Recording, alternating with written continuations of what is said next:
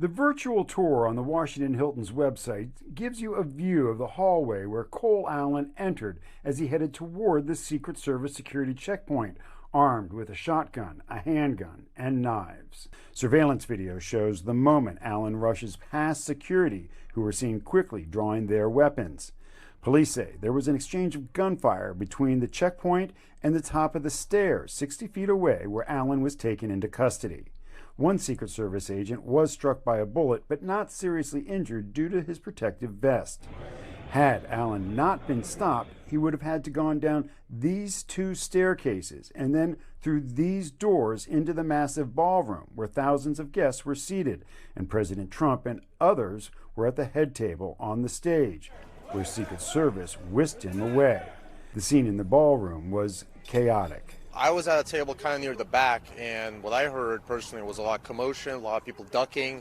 That's all I saw, and we all ducked under tables. My table did. Everyone stayed down. Felt like 5, maybe 10 minutes. We didn't really know what was going on. And then we all get up afterwards. There's a lot of rumors, like we're trying to get, there's no cell service. That's the other thing. No one's knowing what's going on. About an hour after the incident, President Trump's motorcade left the Hilton, and minutes later, Trump addressed the nation at a press conference in the White House. The suspect, 31-year-old Cole Allen of California, was not injured but was taken to a local hospital for evaluation. So those layers of security where there are road closures outside and a little bit of visual scrutiny as you actually enter the building and not an actual magnetometer or real pat down before you get actually to the room where the president is very typical of this event and events like this held in the private sector at hotels like this.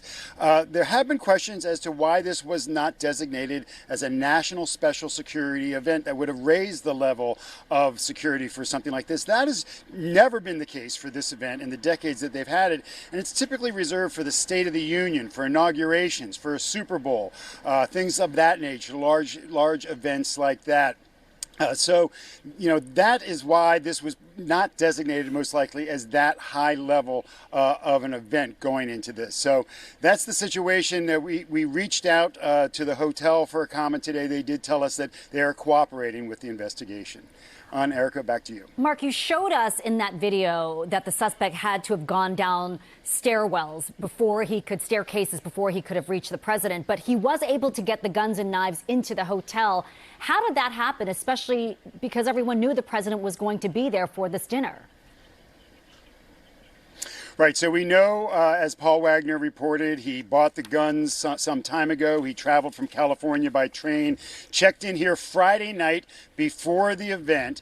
But I got to tell you, even if he had checked in Saturday, he would have likely been able to walk in with a suitcase and checked into his room without anybody looking into his suitcase, because that's just typically not the protocol at events like this. So that's how he got the weapon. And I did call the hotel today, and I asked them what their policy was, and a hotel security person told me over the phone that they do not allow guests to bring weapons into the hotel. But again, that's not something that's really scrutinized when you check in.